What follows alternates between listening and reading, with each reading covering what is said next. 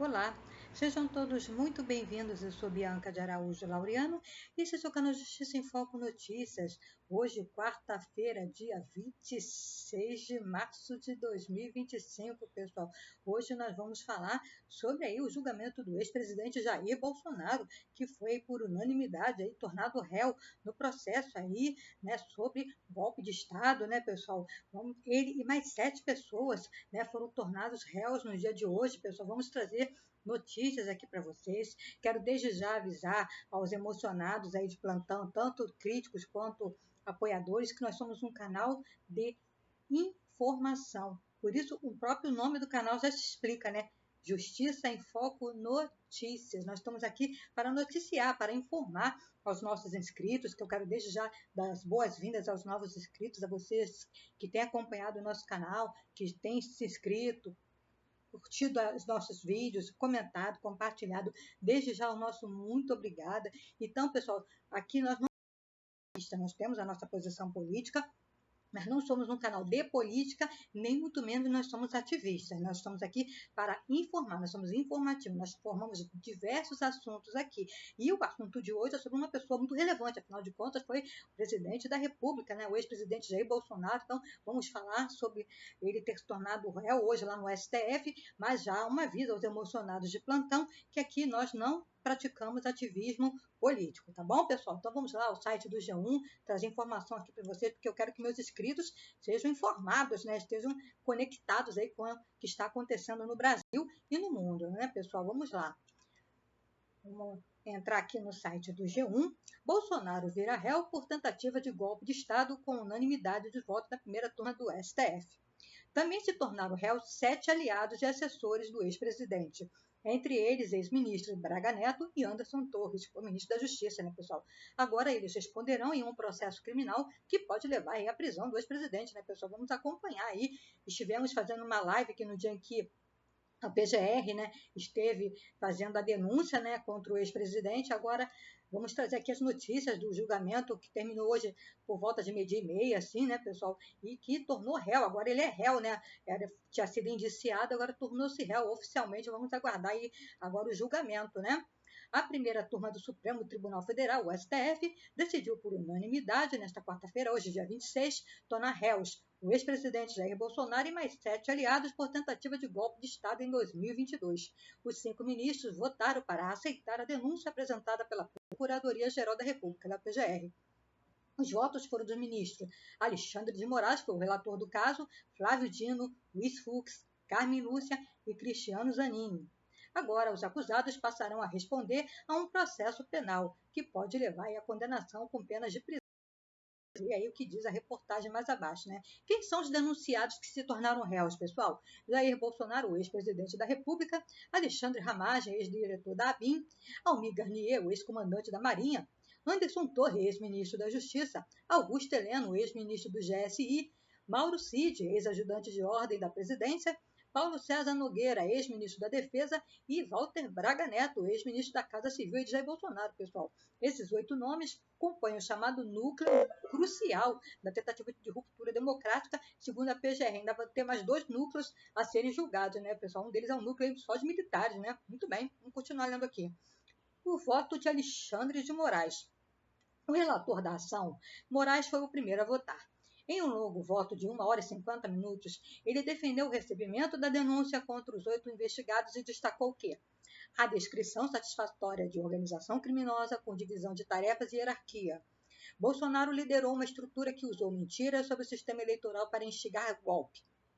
O grupo agiu de forma coordenada até janeiro de 2023, buscando abalar o Estado Democrático de Direito. Não houve um domingo no parque, disse Moraes, ao exibir vídeos da invasão aos 3 poderes no dia 8 de janeiro. Afirmou que, mesmo após a derrota nas urnas, Bolsonaro trabalhou para que os militares, né, publicassem notas técnicas para manter seus apoiadores nos quartéis. Disse que o então presidente manuseava e discutia a minuta do golpe.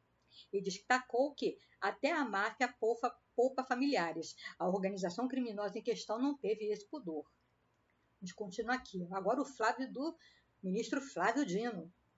Em seguida, o ministro Flávio Dino também votou pelo recebimento da denúncia e afirmou que as defesas não negaram a tentativa de golpe, mas buscaram isentar seus clientes da responsabilidade. Disse que a materialidade dos crimes está evidente e reforçou: houve violência e poderia ter produzido danos de enorme proporção. A conduta é tentar. Se fosse consumado, não teria juízes para julgar. Ressaltou que, caso exige debate e instrução processual para avaliar se alguém desistiu do plano no caminho. Né? Ressaltando aí que o caso ele vai exigir um debate em uma instrução processual para poder avaliar se alguém, no curso do processo aí, do tentativa de golpe, desistiu do plano no meio do caminho, né, pessoal? Concluiu que o acervo probatório apresentado pela PGR é robusto e atende aos requisitos legais para a abertura da ação penal. O voto de Luiz Fux. O ministro Luiz Fux também votou a favor do recebimento da denúncia, consolidando a maioria. No entanto, divergiu dos colegas quanto ao local do julgamento, defendendo que a análise fosse feita no plenário do STF, não na primeira turma. Veja os principais pontos aí, pessoal, do voto de Luiz Fux. Ressaltou a importância da democracia e lembrou sua atuação como presidente do STF durante a pandemia. Mencionou que, mesmo nos momentos de tensão, manifestações na Praça dos Três Poderes ocorreram sem incidentes, ao contrário do que se viu nos atos golpistas. Não se pode, de forma alguma, dizer que não aconteceu nada, afirmou Luiz Fux. Endossou o voto de Alexandre de Moraes, dizendo que o relator deixou claro quem fez o quê. O ministro Alexandre esclareceu quem fez o quê, declarou Luiz Fux. Sobre os crimes imputados pela PGR, reconheceu a possibilidade de que haja sobreposição entre os tipos penais, golpe de Estado e abolição violenta do Estado Democrático de Direito, mas que isso será analisado aí ao longo da instrução penal, né, pessoal? É possível que haja o mesmo fato, coincidência de ambas as normas, mas também é possível que no curso da instrução se chegue à conclusão de que há, na verdade, um conflito aparente. Destacou que atos preparatórios e tentativa são fases normais no caminho do crime e que o julgamento aprofundado depende do recebimento aí da denúncia. Todo crime tem atos preparatórios, todo crime tem tentativa. Está na lei, então tudo isso vai ser avaliado. Defendeu que o julgamento deve considerar o contexto dos atos e das pessoas envolvidas, especialmente na dosimetria da pena. Citou o caso de uma mulher que pichou a estátua da justiça e anunciou que revisará sua pena. Eu quero analisar o contexto em que se encontrava essa senhora, disse Luiz Fux, né? Voto da Carmen Lúcia, pessoal. Em seu voto, a ministra elencou os seguintes pontos. Ela classificou os ataques à democracia como parte de uma engrenagem que se estruturou ao longo do tempo e rejeitou qualquer tentativa de minimizar os fatos do 8 de janeiro de 2023. Não foi uma festinha no final de tarde em que todo mundo resolveu comparecer e usar paus e pedras para arrebentar com tudo. Carme citou a historiadora Heloísa Starling ao afirmar que não se faz um golpe em um dia e que esse tipo de movimento não acaba em uma semana nem em um mês. Para ela, os atos golpistas foram o desfecho de um processo longo e articulado. A ministra revelou que, diante do clima de instabilidade após o segundo turno das eleições, pediu a antecipação da diplomação do presidente eleito para o dia 12 de dezembro. Segundo ela, havia sinais preocupantes. Havia uma coisa que eu não entendia muito bem. As pessoas não entendiam muito bem. Carmen reafirmou a confiança na justiça eleitoral. É confiável, seguro, rígido o processo eleitoral brasileiro. E foi enfática ao condenar os riscos de uma ruptura institucional. Ditadura mata, ditadura vive da morte, não apenas da sociedade, da democracia, mas de seres humanos de carne e osso. A ministra reforçou que o golpe não teve êxito, senão não estaríamos aqui. Né? Caso o golpe tivesse êxito, né, eles não estariam ali. Mas disse que é necessário reconstruir os acontecimentos a partir da sua origem. O que é preciso é desenrolar do dia 8 para trás, para chegarmos a esta máquina que tentou desmontar a democracia, porque isto é um fato. O voto do ministro Zanin. O último a votar na sessão desta quarta-feira, dia 26, pessoal, foi o ministro Cristiano Zanin.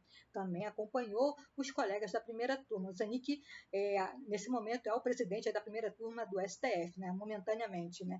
Ele é rotatório, né, a presidência, como tudo, né, a presidência do STF, do STJ, né, pessoal do TSE, as presidências são rotativas. Né? Então, o Zanin, ele no momento é o presidente aí da primeira turma do STF, né, e votou para aceitar a denúncia da Procuradoria-Geral da República República contra Jair Bolsonaro e 7 aliados por tentativa de golpe de Estado. Zanin destacou que a denúncia da PGR não se baseia unicamente na delação de Mauro Cid, ex-ajudante de ordens de Bolsonaro, mas sim em um conjunto amplo e consistente de provas. Longe de ser uma denúncia amparada exclusivamente em uma delação premiada, o que se tem aqui são diversos documentos, vídeos, materiais que dão amparo àquilo que foi apresentado pela acusação. O ministro também rebateu um dos principais argumentos das defesas que tentaram desvincular seus clientes dos atos do 8 de janeiro, por eles não estarem fisicamente presentes no dia. Não adianta dizer que a pessoa não estava no dia 8 de janeiro, se ela participou de uma série de atos que culminaram nos ataques às sedes dos três poderes. E o que acontece agora? Os 8 denunciados passarão a condição de réus. A partir daí, será aberta uma ação penal na qual a PGR, que é o Ministério Público, né, pessoal, e defesas poderão apresentar provas e depoimentos. No final do processo, os ministros julgarão se houve crime e, se condenados, os réus poderão pegar penas de prisão. O que diz a denúncia? A PGR afirma que Bolsonaro e aliados formaram uma organização criminosa e estável com divisão de tarefas para promover a ruptura democrática. E os crimes apontados pela PGR são os seguintes, pessoal: abolição violenta do Estado Democrático de Direito, golpe de Estado, organização criminosa, dano qualificado ao patrimônio da União e deteriorização do patrimônio tombado. E o que disseram as defesas? Durante a sessão de ontem, pessoal, dia 25, os advogados dos denunciados não negaram que houve articulação para um golpe, mas alegaram que seus clientes não participaram. Reclamaram da quantidade de documentos e da suposta falta de acesso integral às provas. Defenderam que a denúncia é inepta e pediram a sua rejeição. Vamos continuar aqui, pessoal.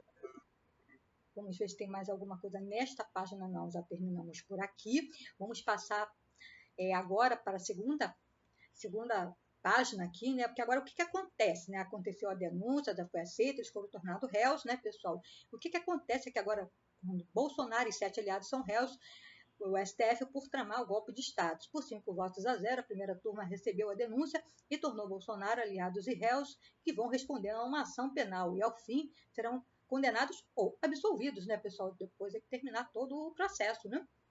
A primeira turma do Supremo Tribunal Federal tornou réu, hoje, quarta-feira, dia 26 de março, o ex-presidente Jair Bolsonaro e 7 de seus aliados, pela participação em uma tentativa de golpe de Estado em 2022. Estamos aqui no site do G1.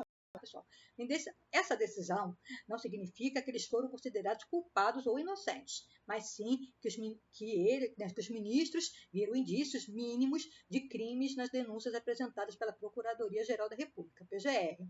Na denúncia de mais de 300 páginas, a PGR atribui ao grupo a formação do núcleo crucial de uma organização criminosa voltada à ruptura institucional. Ao todo, 34 foram denunciados, mas os nomes foram divididos em 5 núcleos que serão julgados em etapa. O primeiro núcleo foi julgado hoje, né, pessoal? Ontem e hoje, né? Os 8 que se tornaram réus, incluindo Bolsonaro, compõem aí, né, pessoal, o grupo principal, né? Que é chamado de grupo crucial. Muito bem, o STF dá início o que vai acontecer agora, né? O STF dá início aí à fase processual. Com o recebimento da denúncia, tem o início a chamada fase de instrução da ação penal. É nesse momento que o Ministério Público e defesas vão poder apresentar provas, pedir diligências, convocar testemunhas, debater as teses de defesa e de acusação e realizar todos os atos processuais previstos aí na legislação, em casos como esse, né, pessoal? Esse tipo de julgamento. Ao final dessa etapa, o STF fará o julgamento e decidirá se os réus devem ser condenados ou absolvidos, né, pessoal? O que aconteceu hoje não foi nem condenação, nem absolvição, né? Foram tornados réus e ainda vai acontecer o julgamento. E ao final de tudo, o STF vai julgar se Bolsonaro e 7 pessoas aí, juntos com eles, né, foram inocentados ou absolvidos ou condenados, né? Vamos ver no final aí, vamos acompanhar. Baixo risco de prisão ao longo do processo. A gente vai falar mais um pouquinho sobre isso já já, tá, pessoal? Embora a aceitação da denúncia não implique por si só medidas cautelares, como prisão preventiva, o STF pode vir a adotar esse tipo de decisão durante o andamento do processo, caso entenda que há risco à ordem pública, à instrução penal ou de fuga, né, pessoal? A depender da evolução do caso e do comportamento dos réus, novas medidas podem ser discutidas.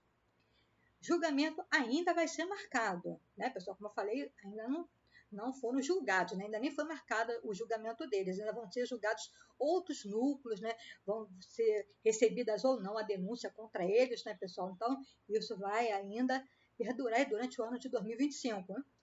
A data de julgamento depende da quantidade de diligências, oitivas e recursos apresentados. Caberá ao Supremo condenar ou absolver o grupo. Se houver absolvição, o caso é arquivado e nenhuma punição é aplicada.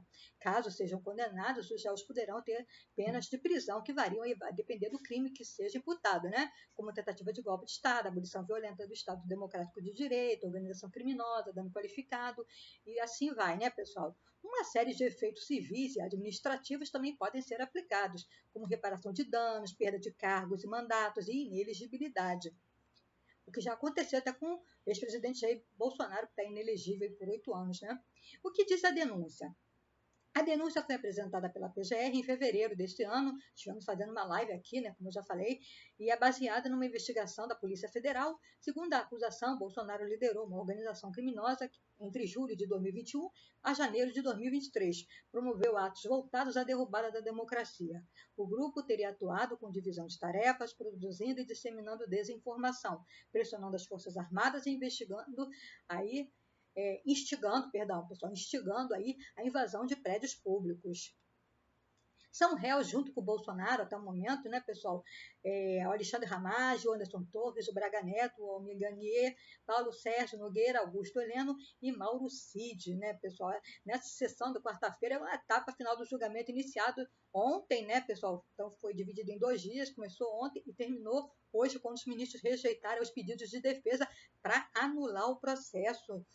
Nós vamos falar mais um pouquinho aí sobre esse assunto, pessoal, mas antes eu quero convidar você, meu amigo, minha amiga, a se inscrever no canal Justiça em Foco Notícias e ativar o sininho das notificações para ficar por dentro dos nossos conteúdos. Deixe o seu precioso like, que é extremamente importante para nós do canal Justiça em Foco Notícias. Assim, o YouTube vai reconhecer que os nossos conteúdos contêm relevância e vai indicar aí para quem não é inscrito no canal. Quero agradecer você, meu amigo, minha amiga, você que se inscreveu, né? Os novos inscritos sejam bem-vindos, né? É muito gratificante ter vocês aqui comigo. Vamos construir juntinhos a nossa história, né, pessoal? Muito obrigada pelo carinho, pela paciência de vocês, né? Então, vamos continuar a falar mais um pouquinho sobre o julgamento aí que tornou réu o ex-presidente Jair Bolsonaro, mas não podia deixar de convidar você a se inscrever no nosso canal, compartilhar, deixar o seu comentário, que é muito importante para nós, e também seguir-nos nas redes sociais. Sim, tem canal Justiça em Foco Notícias em todas as redes sociais, pessoal.